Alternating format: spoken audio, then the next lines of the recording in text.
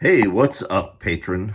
Uh, many of you liked that Rarities video that I posted last week. You asked for more, so your wish is my command. We're going to do more. Now, unlike last week's impromptu video, I actually planned ahead. I pulled the items that I want to show you off the shelf, and I have them here so that I'm not fumbling with one hand and, trying to hold the camera and open the book, etc. So, without further ado, let's clear off the floor here. First up, oh, there's going to be a glare there. Let's turn the camera. Okay, so best laid plans. What we have here, if you bought the Thunderstorm Books edition of Unsafe Spaces back in the day, then your book looks like this. However, what you didn't know is that Paul at Thunderstorm was experimenting with different kind of covers, different kind of material, different kind of end papers. This is a prototype of Unsafe Spaces. 3 of these exist. I have 2 of them. I don't know who has the other. I don't know if Paul has it or if he sent it to one of his employees.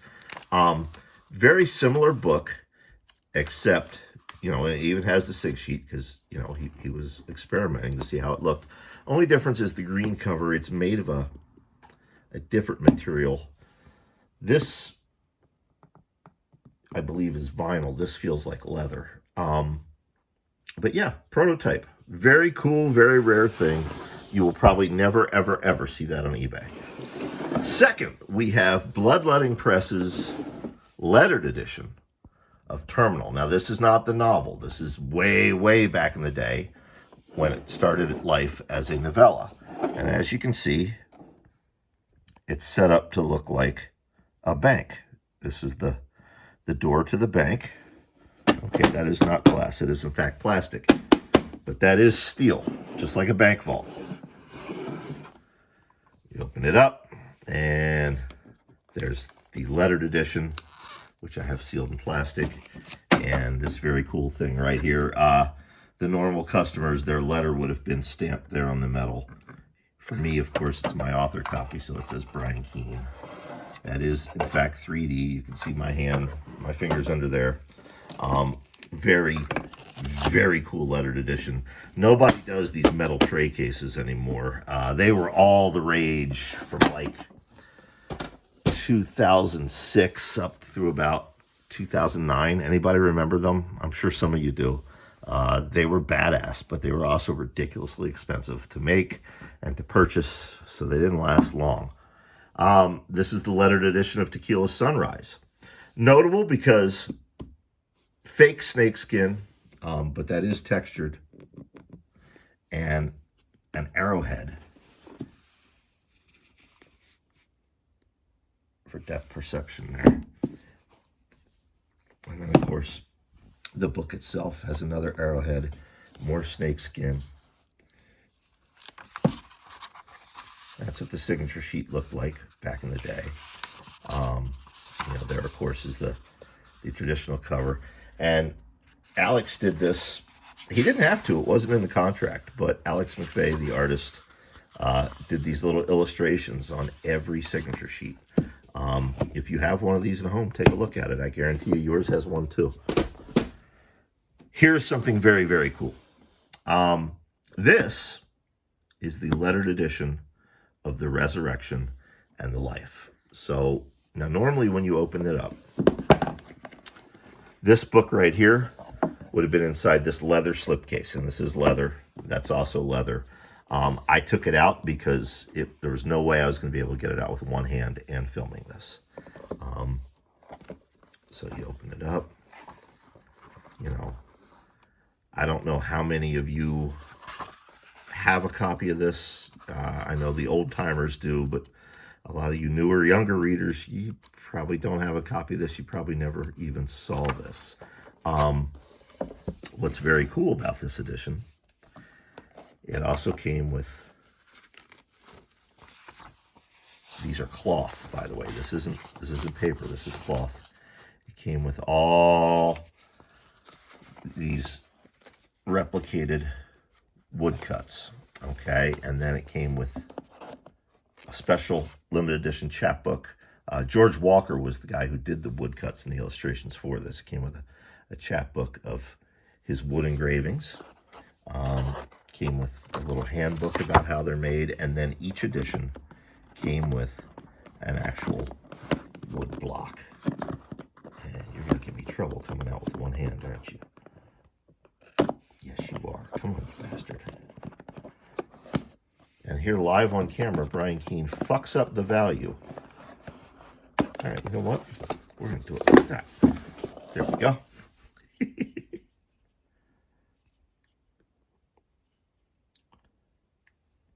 Very, very, very cool. Give me a moment here to put this back in. You guys can enjoy the shelves. Watch a little shelf porn while I do this. All right, we have a few more rarities to show you. Oh, here's one I bet most of you haven't seen, but it's more recent. VHS copy of I'm Dreaming of a White Doomsday. Of course, you know, probably most of you own it in DVD or Blu-ray, or if you don't own it, you've probably streamed it at one point or another. You can stream it on Prime, Tubi, all kinds of other places. But yeah, we did a VHS version of it, and it works. You can put it in your VCR and play it. Now this is available to you. It's here on Patreon. It's also on my YouTube page, Talking Smack, the very first audiobook I ever recorded in front of a live audience, except that those live audience recordings got damaged, so we faked the live audience, sort of like Guns N' Roses did with Live Like a Suicide, their first EP.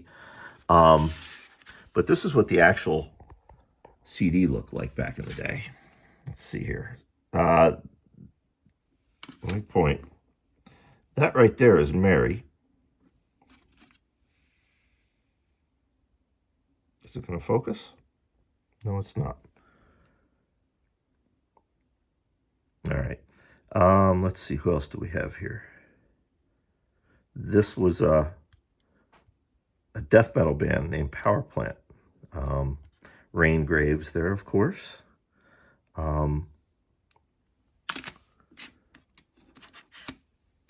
What's on the back?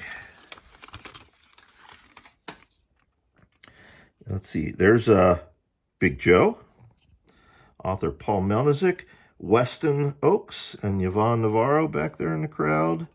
Ryan Harding, a very young Ryan Harding. Don Daria of Leisure Books. It's the first time he heard me read. He signed me that same weekend. This was the cover. This was the interior.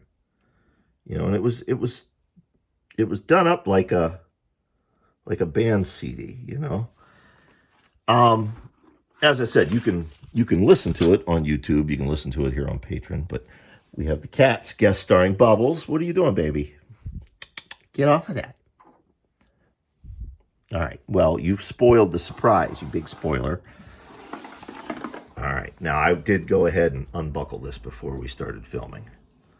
This is the lettered edition of Darkness on the Edge of Town. And as you can see, those teeth are, in fact, engraved in the leather. It opens up like this. Real velvet felt. Look at these teeth.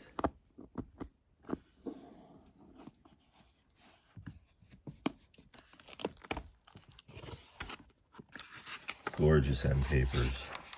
I mean, this thing is a work of art.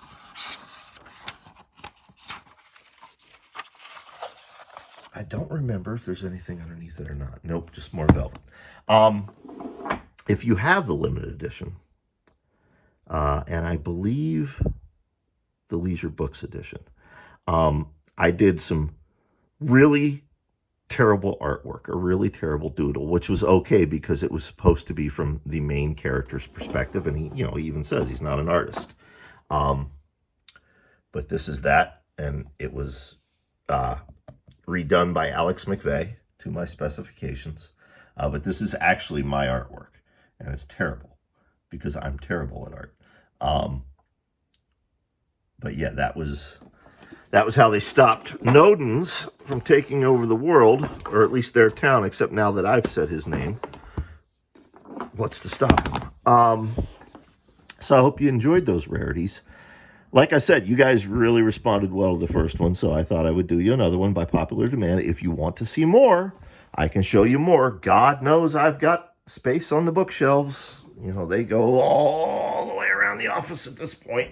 You know, over there's every anthology I've ever appeared in. We could pull some of those off.